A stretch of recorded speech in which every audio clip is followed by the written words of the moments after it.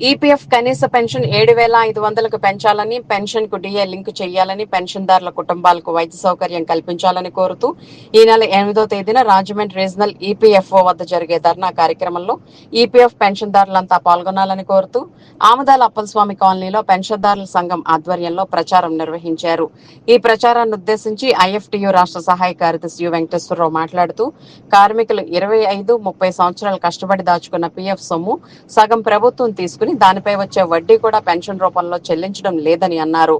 ఒక్కో కార్మికుడు తన సర్వీస్ కాలంలో 3 నుండి 5 లక్షల వరకు పీఎఫ్ రూపంలో పెన్షన్ చెల్లిస్తున్నారు కానీ గత 14 సంవత్సరాలుగా 1000 రూపాయలకు మించి పెన్షన్ ఇవ్వడం లేదని అన్నారు. ఈపీఎఫ్ పెన్షన్ పెంచాలని పార్లమెంటరీ స్టాండింగ్ కమిటీ చేసిన సిఫార్సులను కేంద్ర ప్రభుత్వం పట్టించుకోవడం లేదని ఆయన విమర్శించారు. కార్యక్రమంలో ఐఎఫ్టీయూ నగర అధ్యక్షులు బి సోమయ్య పాల్గొని మాట్లాడారు. ఈ కార్యక్రమానికి కింతల చిట్టయ్య, కె దేవేందర్, బగాది రమణ, పిన్నింటి త్రినాథ్, సత్యబాబు, సూర్యనారాయణ, రమణ, ఏ జనార్దన, రామకృష్ణ, లక్ష్మణరావు, అప్పన్న, హరిబాబు, ఈశ్వరరావు, పాపారావు, హరి పెంటయ్య తదితరులు నాయకత్వం వహించారు. పీఎఫ్ పెన్షన్ 7,500కు పెంచుకోవడం కోసం రేపు రాజమండ్రి రీజనల్ పీఎఫ్ ఆఫీస్ వద్ద జరిగే ధర్నాలో పెన్షన్దారులంతా పాల్గొని జయప్రదం చేయాలని విజ్ఞప్తి చేశారు. యు వెంకటేశ్వరరావు, ఐఎఫ్టీయూ రాష్ట్ర సహాయ కార్యదర్శి. ఈపీఎఫ్ కనీస పెన్షన్ పెంచాలని గత అనేక సంవత్సరాలుగా పెన్షనర్లు ఆందోళన చేస్తున్నా ప్రభుత్వం పట్టించుకోవటం లేదు. సంవత్సరాల తరబడి సర్వీస్ చేసి 25 సంవత్సరాలు, 30 సంవత్సరాలు, 35 సంవత్సరాల పాటు మిల్లుల్లో లేదా వివిధ ఫ్యాక్టరీల్లో, సంస్థల్లో, షాపుల్లో పనిచేసిన తర్వాత రిటైర్ అయిన తర్వాత ఈ వృద్ధాప్యంలో ఆసరాగా ఉంటుందనే ఉద్దేశంతో ఈ భవిష్య నిధికి కార్మికులు తమ సంపాదించినటువంటి డబ్బులో నుంచి ప్రతి 100 రూపాయలకి 8.33 చొప్పున పెన్షన్కి జమ చేశారు.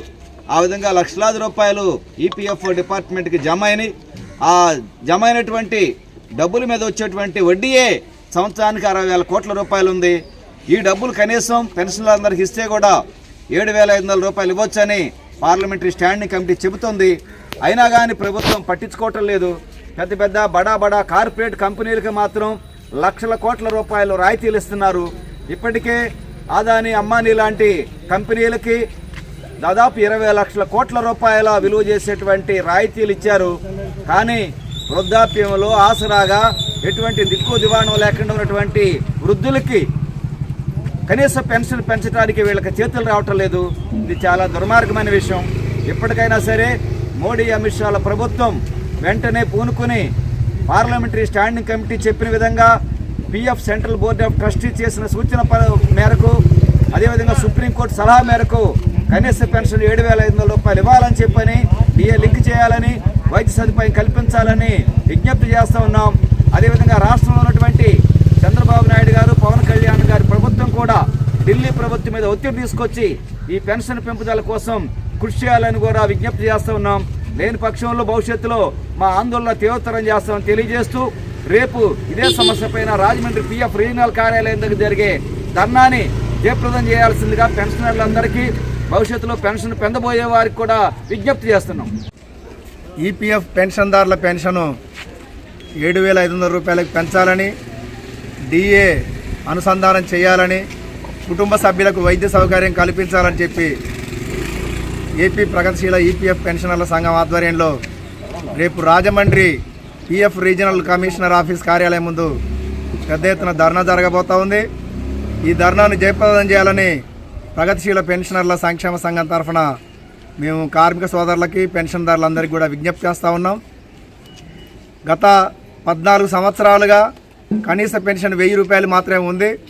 ఈ 1000 రూపాయలు అనేది ఈరోజు కార్మికుడు ఒక పూట టిఫిన్ చేయడానికి కూడా సరిపోని పరిస్థితి.